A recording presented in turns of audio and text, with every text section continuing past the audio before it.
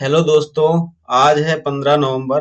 तो आज की क्लास में हम बात करेंगे 15 नवंबर से संबंधित महत्वपूर्ण करंट अफेयर्स के प्रश्नों पर, जिसमें पहला प्रश्न है कि हाल ही में बुकर पुरस्कार 2024 से किसे सम्मानित किया गया है।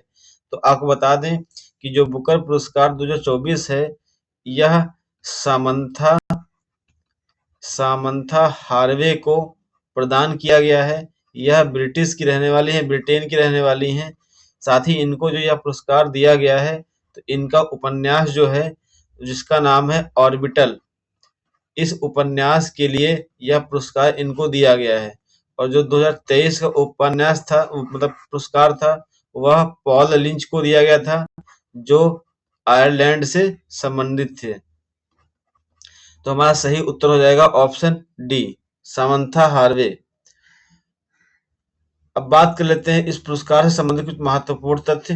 जो सामंथा हार्वे हैं, जिनको यह पुरस्कार प्रदान किया गया है, तो इनका जो अंतरिक्ष पर आधारित एक उपन्यास है जिसका नाम है ऑर्बिटल, उसके लिए 2024 का बुकर पुरस्कार सम्मानित किया गया है।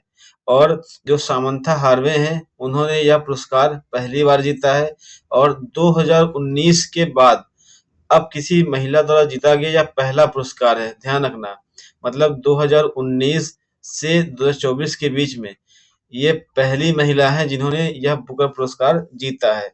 जो ये पुरस्कार होता है, इसकी घोषणा अभी हाल ही में 12 नवंबर को की गई थी और लंदन, इंग्लैंड में जो आयोजित था समारोह, उसमें की गई थी। इस पुरस्कार में एक ट्रॉफी दी जाती है, साथ ही 50,000 यूरो डॉलर की धनराशि भी प्रदान की जाती है। जो 2023 का बुकर पुरस्कार था, वो पॉल लिंच को प्रदान किया गया था। यह एक आयरिश लेखक थे जिनको प्रोफेट सॉन्ग के लिए इनका उपन्यास था, जिसके लिए इनको यह पुरस्कार मिला था। जो ऑर्बिटल उपन्यास है, जिसके लिए सामंथा हार्वे को बुकर पुरस्कार से सम्मानित किया गया है, इसके बारे में कि जो यह उपन्यास है, यह कोविड-19 महामारी के कारण जो लॉकडाउन के दौरान इसको लिखा गया था। ये जो उपन्यास है, ये बताता है कि एक अंतरिक्ष स्टेशन पर पृथ्वी की परिक्रमा कर रहे 6 अंतरिक्ष यात्रियों के जीवन के एक दिन का वर्णन करती है। और ये भी बताया गया है कि जो ये 6 अंतरिक्ष यात्री हैं, वह 24 घंटे के दौरान दुनिया भर के, विश्व भर के 16 सूर्योदय और 16 सूर्यास्त देखते हैं। यह इस किताब में बातें कही गई हैं। अब बात करते हैं अगले प्रश्न पर कि हाल ही में अमेरिकी राष्ट्रपति डोनाल्ड ट्रंप ने किसके नेतृत्व में सरकारी दक्षता विभाग की स्थापना की है। आप सभी को पता भी होगा कि अभी हाल ही में अमेरिका में राष्ट्रपति चुनाव हुए थे, जिसमें डोनाल्ड ट्रंप दोबारा, लगातार नहीं, इससे पहले राष्ट्रपति बन चुके हैं और उसके बाद इस कार्यकाल के लिए राष्ट्रपति चुने गए हैं। तो इन्होंने अपने नए कार्यकाल के लिए नए नए विभागों को बनाने का कार्य किया है, जिसमें उन्होंने बनाया है सरकारी दक्षता विभाग। तो जो यह विभाग है, यह एलन मस्क और विवेक रामास्वामी दोनों की अध्यक्षता में यह विभाग बनाया गया है। तो हमारा सही उत्तर हो जाएगा ऑप्शन डी। यहाँ बी और सी लिखना छूट गया है, तो जो सी उत्तर है हमारा, एलन मस्क और विवेक रामास्वामी की अध्यक्षता में जो नया सरकारी दक्षता विभाग है, उसकी स्थापना की गई है। तो हमारा सही उत्तर हो जाएगा ऑप्शन डी। अब बात करते हैं कि जो नए कार्यकाल के लिए जो कैबिनेट का अनावरण किया गया है, उसमें और क्या बातें हैं। तो आपको बता दें कि जो एलन मस्क और विवेक रामास्वामी हैं, इनके नेतृत्व में तो एक सरकारी दक्षता विभाग की स्थापना की गई है। लेकिन जो अन्य लोग हैं, जैसे जॉन रैटक्लिफ, तो जॉन रैटक्लिफ जो है ये निदेशक डायरेक्टर का कार्य करेंगे। और जो माइक हुकाबी हैं, ये इजराइल में नए राजदूत बनेंगे। और जो टॉम होमन है, ये बॉर्डर जार के रूप में कार्य करेंगे। ये बॉर्डर जार जो होता है, आव्रजन मतलब माइग्रेशन, ये इधर उधर से जो प्रवास होता है उसके लिए, और जो सरकारी सुधार होता है इस पर ध्यान केंद्रित करने का कार्य करेंगे। अगला प्रश्न है कि प्रतिवर्ष दुनिया भर में विश्व मधुमेह दिवस कब मनाया जाता है। तो आपको बता दें कि विश्व भर में जो मधुमेह दिवस है वो 14 नवंबर को मनाया जाता है। हमारा सही उत्तर हो जाएगा ऑप्शन सी। अब बात करेंगे विश्व मधुमेह दिवस दिवस पर विस्तार से चर्चा कर लेते हैं कि जो विश्व मधुमेह दिवस है यह जो अंतर्राष्ट्रीय मधुमेह संघ है उसने अभी हाल ही में 14 नवंबर को अंतर्राष्ट्रीय मधुमेह दिवस का वैश्विक स्तर पर आयोजन किया। आपको बता दें कि जो मधुमेह दिवस है जो फ्रेडरिक बैटिंग है इनके जन्म दिवस पर 14 नवंबर को यह दिवस मनाया जाता है। और जो फ्रेडरिक बैटिंग है इन्होंने 1922 में चार्ल्स बेस्ट के साथ मिलकर के इंसुलिन की खोज की थी। आपको बता दें कि जो इंसुलिन है इसका महत्वपूर्ण रोल रहता है इस मधुमेह के संदर्भ में। और जो 2024 का यह मधुमेह दिवस मनाया गया है इसकी जो थीम है बहुत ही महत्वपूर्ण है। आप इसको मार्क कर लीजिए या कहीं लिख लीजिए कि बाधाओं को तोड़ना और अंतरालों को पाटना, यानी कि बाधाओं को तोड़ना, अंतरालों को पाटना, यह विश्व मधुमेह दिवस 2024 की थीम है, ध्यान रखना। अब जो मधुमेह है ये क्या होता है? डायबिटीज। आपको बता दें कि डायबिटीज जो होता है तो एक प्रकार का विकार है जो आग्नेयाशय पर्याप्त इंसुलिन का उत्पादन नहीं कर पाता है तब मधुमेह की समस्या होती है, या फिर शरीर अपने द्वारा उत्पादित इंसुलिन का प्रभावी ढंग से उपयोग नहीं कर पाता है। सारी भूमिका इंसुलिन की है, मतलब अगर इंसुलिन का सही से उत्पादन नहीं हो पा रहा है तब भी दिक्कत है। तो अगर इंसुलिन का उत्पादन तो हो रहा है आग्नेयाशय के द्वारा, तो लेकिन इस इंसुलिन का हमारा बॉडी जो है इसका उपयोग नहीं कर पा रहा है तो हमें मधुमेह या डायबिटीज की दिक्कत हो सकती है। अब इंसुलिन का कार्य क्या होता है? तो जो इंसुलिन है एक हार्मोन है जो हमारे शरीर में ब्लड शर्करा यानी ब्लड शुगर को कंट्रोल करता है। साथ ही जो हमारे शरीर में ब्लड शुगर बढ़ जाता है उस स्थिति को हाइपरग्लाइकेमिया कहते हैं। यह कई बार एग्जाम में पूछा गया कि हाइपरग्लाइकेमिया क्या होता है? तो आपको पता होना चाहिए कि जब हमारे शरीर में जो ब्लड शुगर है, अगर ब्लड शुगर लेवल जब बढ़ जाता है तो इस स्थिति को हाइपरग्लाइकेमिया कहते हैं, ध्यान रखना है। अगला प्रश्न है कि हाल ही में इस्लामिक सहयोग संगठन और अरब लीग का संयुक्त शिखर सम्मेलन कहाँ हुआ है? यह बहुत ही महत्वपूर्ण प्रश्न है। यह क्यों महत्वपूर्ण है अभी आगे आपको मालूम पड़ जाएगा। तो जो इस्लामिक सहयोग संगठन है और जो अरब लीग है इसका जो संयुक्त शिखर सम्मेलन है इसका आयोजन रियाद में किया गया है। रियाद सऊदी अरब की राजधानी है, ध्यान रखना है। अब बात कर लेते हैं कि जो सऊदी अरब में रियाद है यहाँ पर आयोजित किया गया था इस्लामिक सहयोग संगठन और अरब लीग, इनकी संयुक्त बैठक की गई थी जहां पर गाजा और लेबनान में इजरायली सैन्य कार्यवाही जो की गई हैं उस पर निंदा भी की गई। साथ ही ये भी कहा गया कि जो इजरायली सैन्य कार्यवाही है इसको समाप्त भी किया जाए।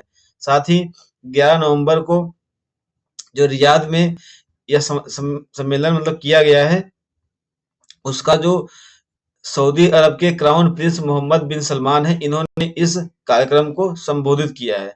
साथ ही यह भी कहा गया है कि जो इजरायली सैन्य कार्यवाही है उसको तत्काल रूप से समाप्त किया जाए। अब बात कर लेते हैं कि जो इस्लामिक सहयोग संगठन है और जो अरब लीग है यह क्या है। तो आपको बता दें कि जो अरब लीग है या अरब राज्य भी बोलते हैं इसको, तो यह एक अंतर सरकारी संगठन है जिसकी स्थापना मार्च 1945 में हुई थी। जब इसकी स्थापना हुई थी तो कुछ देश शामिल थे जैसे मिस्र, इराक, लेबनान, सऊदी अरब, सीरिया और जॉर्डन, यमन। यह जो कुछ देश हैं यह इसके संस्थापक देश हैं जिन्होंने मिल करके मार्च 1945 में इसकी स्थापना की थी।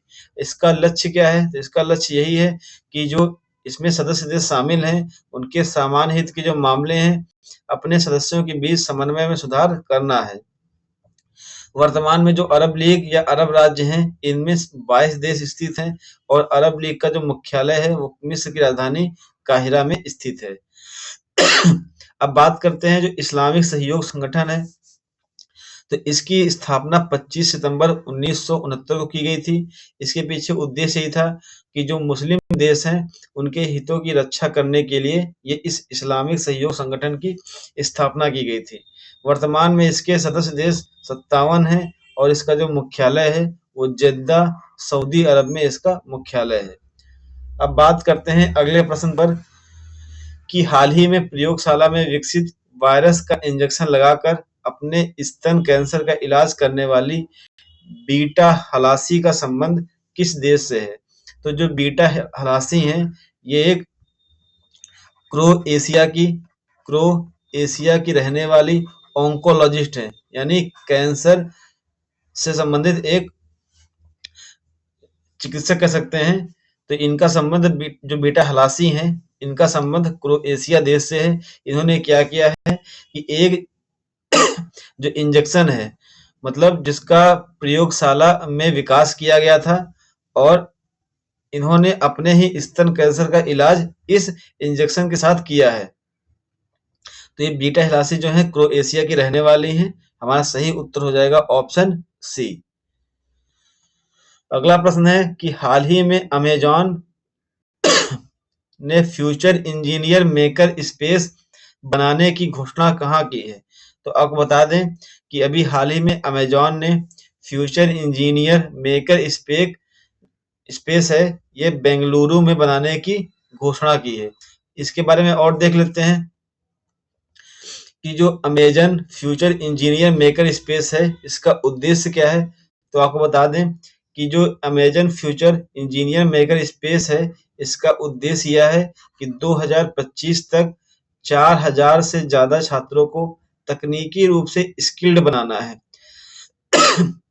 जो यह प्रोग्राम है पूरी तरीके से निःशुल्क है। साथ ही Amazon future engineer maker space ने इस इनिशिएटिव को शुरू करने के लिए जो द इनोवेशन स्टोरी है, द इनोवेशन स्टोरी के साथ अमेजन ने इस प्रोग्राम को क्रियान्वित करने के लिए साझेदारी की है आपस में। तो ध्यान रखना है कि जो Amazon future engineer maker space है, इसको बेंगलुरु में लॉन्च किया गया है और अमेजन के द्वारा लॉन्च किया गया है।